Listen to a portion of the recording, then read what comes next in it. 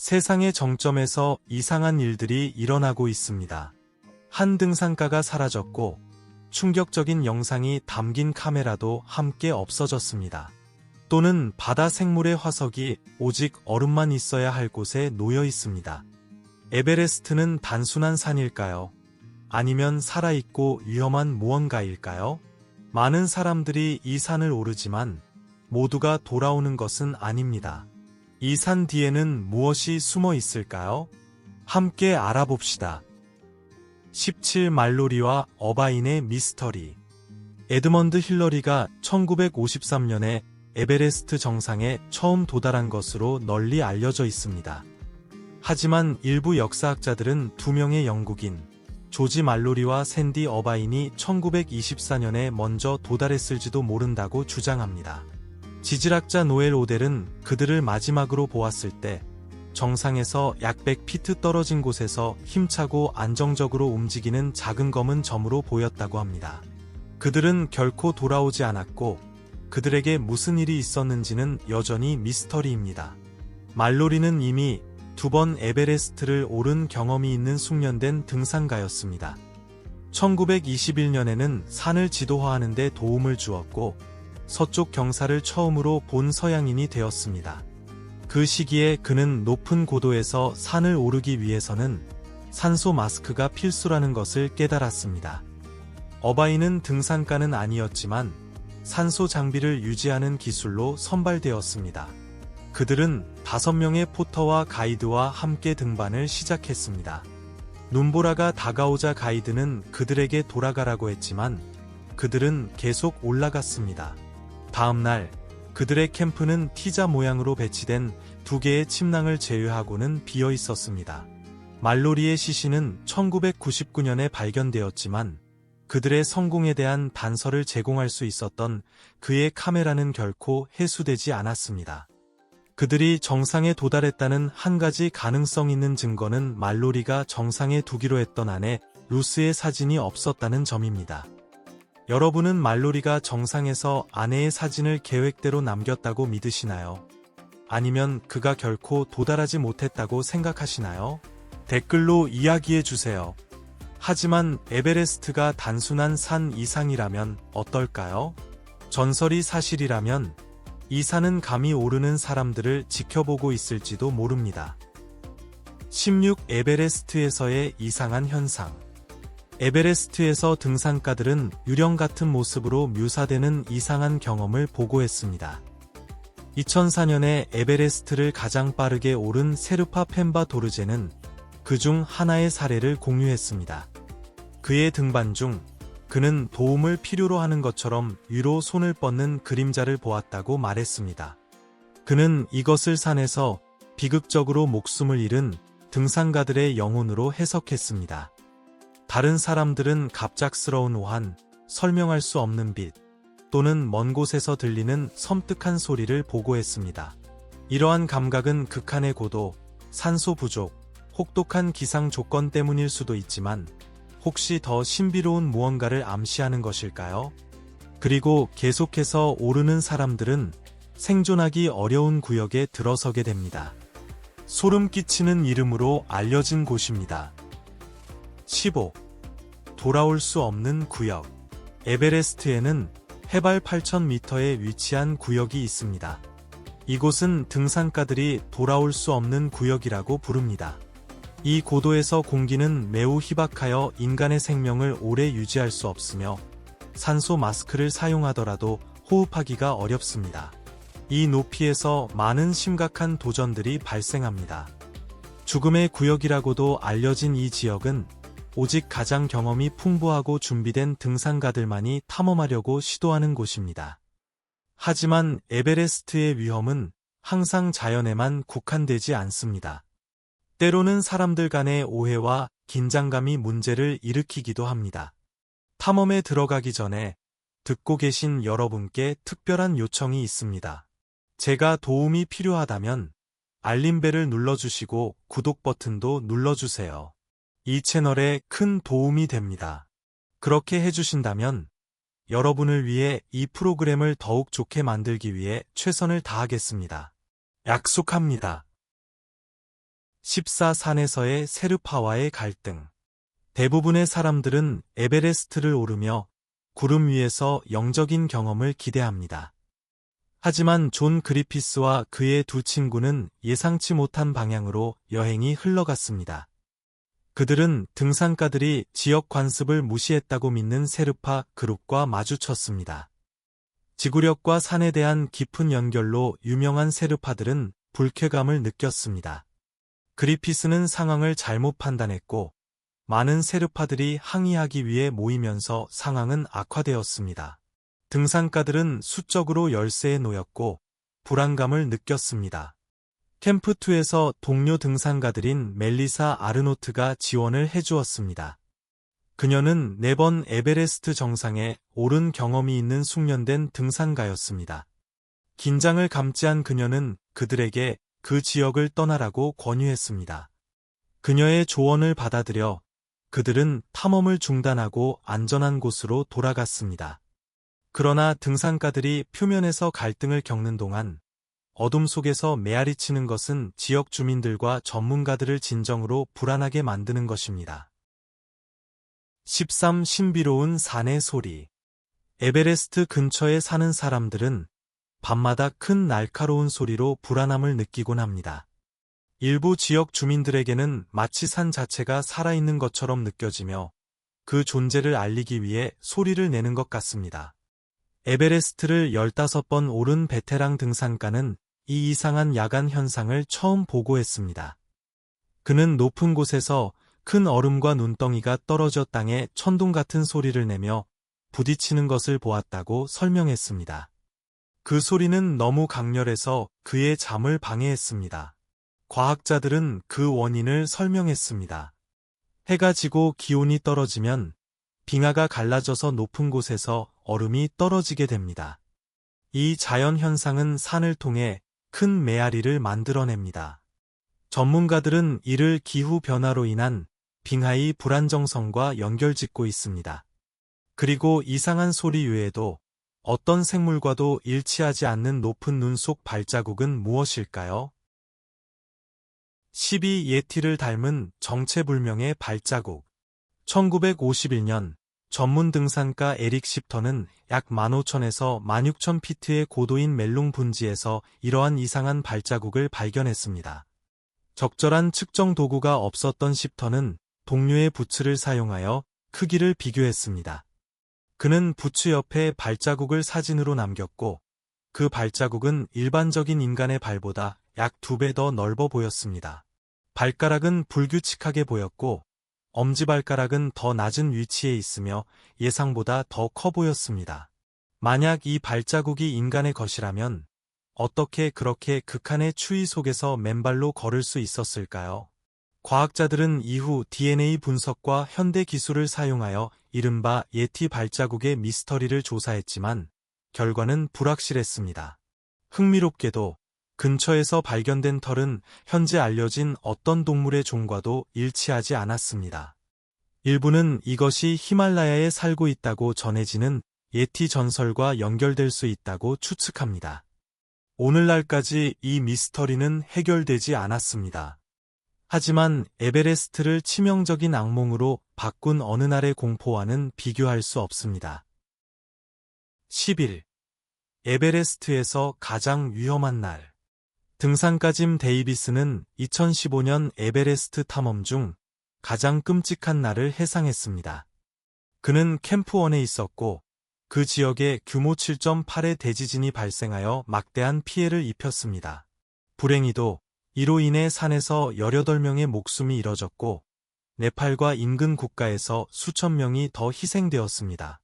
데이비스는 그날을 자신이 겪은 가장 두려운 경험으로 묘사했습니다. 그는 11일 동안 갇혀 있었고 재난의 영향을 받은 다른 사람들을 돕는 데 집중한 후 결국 안전하게 탈출했습니다. 정서적 고통에도 불구하고 당시 50세였던 데이비스는 정상에 도달하겠다는 결심을 유지했습니다. 그는 매일 최대 12시간씩 훈련하며 1년을 보낸 후 에베레스트에 돌아왔습니다. 그의 끈기는 결실을 맺었고 그는 마침내 정상에 서게 되었습니다. 그 높은 곳에서 그는 아내에게 메시지를 보냈습니다. 나는 세상의 정점, 지구에서 가장 높은 곳에 서 있습니다. 여러분은 에베레스트가 무언가를 숨기고 있다고 생각하시나요? 아니면 단순히 자연이 잔인한 것일까요? 여러분의 이론을 아래에 남겨주세요. 과학적이든 초자연적이든 우리는 알고 싶습니다. 하지만 재난 속에서도 생명은 때때로 가장 예상치 못한 형태로 길을 찾습니다. 10. 높은 고도의 놀라운 야생동물. 야생동물은 에베레스트를 생각할 때 가장 먼저 떠오르는 것은 아닙니다. 높은 고도와 혹독한 환경에도 불구하고 등산가들은 어떤 동물들이 놀라운 높이에서 생존하고 번성할 수 있다는 것을 발견했습니다. 그 중에는 29,029피트에 이르는 지역도 포함됩니다. 그 중 하나는 히말라야 점프 거미로 이 산의 가혹한 조건을 견딜 수 있도록 몸이 적응했습니다. 1924년 한 영국 탐험대는 약 6,700피트의 고도에서 희귀한 메뚜기 종을 발견했습니다. 이 어려운 환경에서 생존하는 것은 작은 생물들만이 아닙니다. 신비로운 눈표범과 바위 절벽에 적응한 뿔이 있는 포유류인 히말라야 타르와 같은 큰 동물들도 이 산의 경사를 따라 이동하는 모습을 볼 수 있습니다. 산기슭에는 히말라야 검은곰이 히말라야 타르와 함께 살고 있으며 희귀한 붉은 팬더는 낮은 고도에서 발견됩니다. 이 동물들은 에베레스트의 험난한 지형에서 생존하기 위해 독특한 방식으로 적응했습니다. 하지만 에베레스트의 역사에도 그림자가 있습니다. 흔적 없이 사라진 탐험대들, 침묵과 눈 속에 묻혀 있습니다.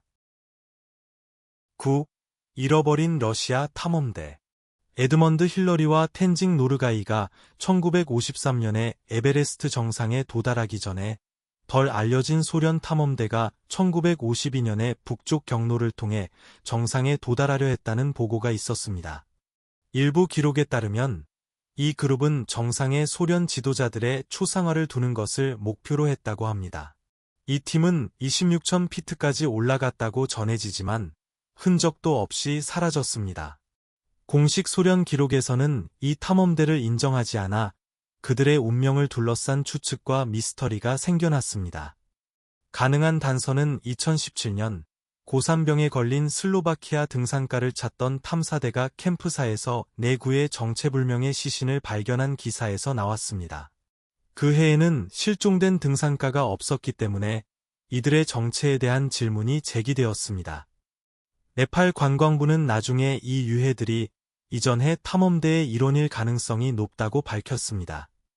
그러나 공식 기록이나 이전 탐색 노력이 없었던 탓에 이 사건은 불확실한 상태로 남아 있습니다.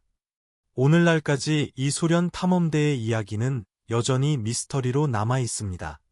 그리고 심지어 가장 뛰어난 사람들도 면역이 아닙니다. 일부 전설은 실패해서 떨어지는 것이 아니라 에베레스트의 무자비한 자연에서 떨어집니다. 8. 율리우스 스투르크의 비극적인 추락. 스위스 머신으로 알려진 율리우스 스투르크는 에베레스트를 양쪽에서 연속적으로 오르겠다는 꿈을 가진 전설적인 등산가였습니다. 그는 이미 몬타네라를 포함한 많은 도전적인 등반을 완료했으며 여러 속도 기록을 보유하고 있었습니다. 스투르크는 그의 속도, 정확성, 독특한 등반 스타일로 널리 존경받았습니다. 2017년 4월, 그는 에베레스트의 서쪽 경로를 오르던 중 치명적인 추락을 당했습니다.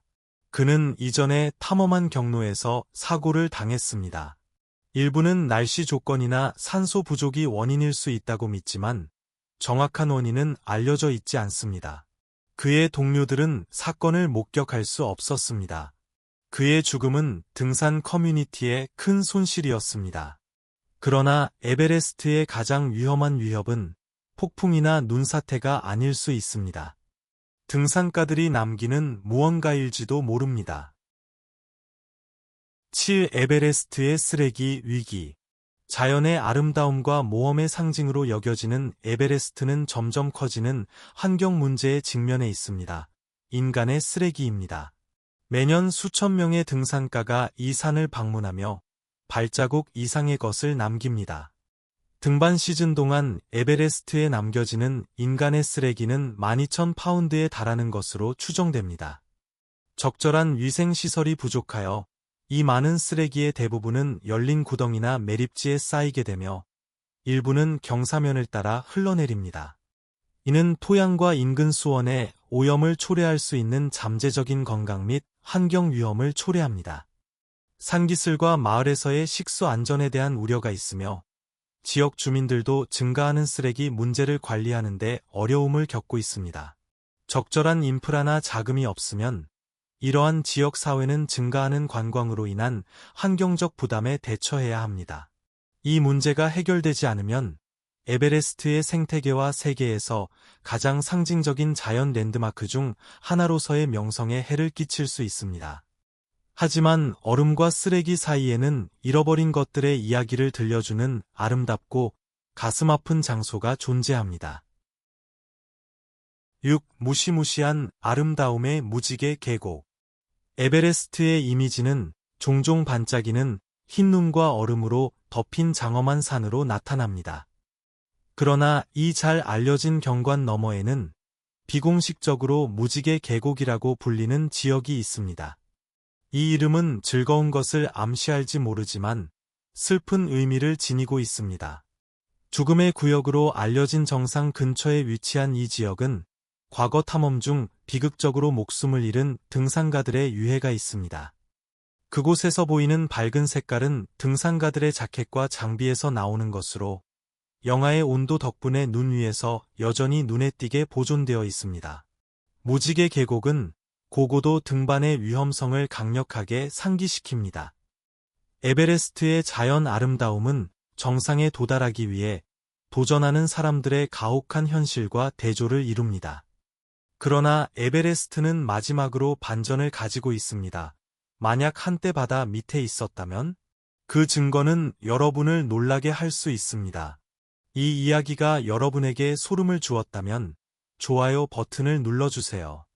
여러분이 세상의 가장자리에 있는 더 많은 신비를 기대하고 있다는 것을 알려줍니다. 5. 정상에서 발견된 해양 화석. 나사는 에베레스트 정상 근처에서 해양 화석의 증거를 보고했습니다. 이는 어떻게 바다 생물이 그렇게 높은 곳에 있을 수 있는지에 대한 질문을 제기했습니다. 일부는 이것이 창세기의 성경 홍수 이야기와 관련이 있을 것이라고 믿지만 다른 이들은 화석의 존재에 회의적입니다. 나사는 과학적인 설명을 제공합니다. 그들은 이 화석들이 판구조론 이론을 지지한다고 말합니다. 즉, 에베레스트가 한때 바다 아래에 있었고 지구의 판이 이동하면서 수백만 년에 걸쳐 상승했음을 의미합니다. 사람들은 이를 다르게 해석합니다. 여러분의 생각은 무엇인가요? 고대의 홍수 이야기인가요? 아니면 시간이 지남에 따라 대륙이 이동한 것인가요? 과학에서 영혼까지 한 남자는 기도가 그를 훈련으로는 갈 수 없는 곳으로 데려다 줄 것이라고 믿었습니다. 4. 모리스 윌슨의 신앙에 기반한 여정. 모리스 윌슨은 군인이자 기도와 금식에 강한 신자였습니다. 그는 이것이 그가 병에서 회복하는 데 도움을 주었다고 믿었습니다. 1932년 그는 기적적인 치유를 목격한 후 그의 믿음이 그를 에베레스트 등반에 도전하게 했습니다. 그는 공식적인 등산 경험이 없었습니다. 그는 신의 도움이 그를 인도하고 보호할 것이라고 믿었습니다. 결심한 그는 등반을 시작했고 23,000피트의 고도에 도달했지만 거대한 얼음벽이 그의 길을 막았습니다.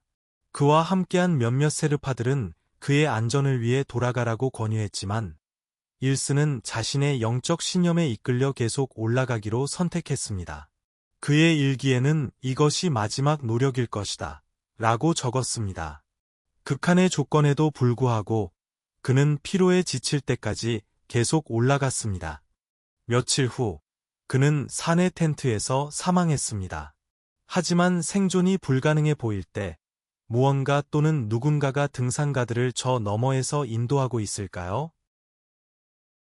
3. 죽음의 구역에서의 신비로운 존재. 두 명의 영국 등산가 더골 헤스턴과 더그 스콧은 1975년 에베레스트 정상에 도달했습니다. 이는 큰 성취였지만 그들은 늦은 시간에 도착하여 죽음의 구역이라고 알려진 곳에서 하룻밤을 보내야 했습니다. 이곳은 정상 근처로 산소가 극도로 낮고 조건이 가혹합니다. 산소, 음식, 물이 부족하고 난로가 고장난 그들은 눈 속에 구멍을 파고 따뜻하게 지내며 밤을 보내기를 희망했습니다. 그들은 나중에 이 중요한 순간에 그들과 함께하는 편안한 존재를 느꼈다고 공유했습니다. 그들은 이를 따뜻하고 차분하며 격려하는 것으로 묘사했습니다. 이 존재는 그들에게 정서적인 지원을 제공하고 생존에 집중할 수 있도록 도와준 것 같았습니다. 다른 등산가들도 비슷한 경험을 보고했으며 종종 이 신비로운 존재를 제3자 또는 수호천사라고 부릅니다. 이는 생명이 위협받는 상황에서 위안을 주는 심리적 현상입니다. 그리고 대부분이 오르는 동안 몇몇은 상상할 수 있는 가장 거칠고 기괴한 방식으로 하산하는 것을 감행합니다. 하지만 모든 사람이 돌아오는 것은 아닙니다. 이 대담한 스노우보더의 실종. 마르코 시프르는 극한의 도전을 감행하는 것으로 유명한 고도로 숙련된 스노우보더였습니다. 그는 에베레스트 정상에 서서 스노우보드를 타고 기슭까지 내려오는 놀라운 피트를 이루었습니다. 그는 에베레스트의 북쪽 면에 있는 위험한 경사인 노턴 쿨루아르를 단 2시간 만에 성공적으로 내려왔습니다. 야망에 이끌린 그는 그 누구도 시도하지 않았던 도전적인 경로인 혼베인 쿨루아르의 목표를 두었습니다. 다음 해 세르파들이 날씨 변화에 대한 경고에도 불구하고 그는 혼베인 쿨루아르를 내려가기 시작했습니다. 불행히도 마르코는 돌아오지 않았습니다. 그는 마지막으로 그 경로에 들어서는 모습을 목격당했으며 그의 행방은 여전히 미지수입니다. 일부는 눈사태가 발생했을 것이라고 추측하지만 확정적인 결론은 내려지지 않았습니다. 마침내 에베레스트에서 가장 소름 끼치는 진실에 다가가면서 결코 떠나지 못한 이들은 어떻게 될까요? 1. 에베레스트 길가에 얼어붙은 유해들. 에베레스트는 200명이 넘는 등산가들의 목숨을 앗아갔고 그들 중 다수는 극한의 조건 때문에 산에 남아 있습니다. 이 유해들 중 일부는 여전히 눈에 보이며 고고도 등산의 위험을 상기시켜주는 냉혹한 상징으로 여겨집니다. 가장 잘 알려진 인물 중 하나는 그린 부츠로 불리는 채왕 사마날라입니다. 그는 1996년 폭풍 중에 비극적으로 사망했으며 그의 안식처는 정상 근처의 트레일에서 인식할 수 있는 지점이 되었습니다. 많은 등산가들은 정상으로 향하는 동안 이 장소를 지나치며 세계의 정점에 도달하기 위한 여정에서의 도전과 희생을 되새깁니다. 여러분은 17가지 에베레스트 발견 중 어떤 것이 가장 충격적이었나요? 번호를 댓글로 남기고 이유를 알려주세요. 어느 것이 모두를 밤새 깨우는지 확인해 봅시다. 결론: 오늘의 영상이 흥미로웠다면 좋아요 버튼을 눌러주시고 제 채널을 구독하는 것을 잊지 마세요. 여러분의 지원은 저희에게 큰 의미가 있습니다. 다음 영상은 여러분의 화면에 나타날 것입니다. 우리가 가져오는 콘텐츠를 분명히 좋아하실 것입니다. 다음에 탐험할 나라에 대한 댓글도 남겨주세요. 시청해 주셔서 감사합니다. 다음 영상에서 뵙겠습니다.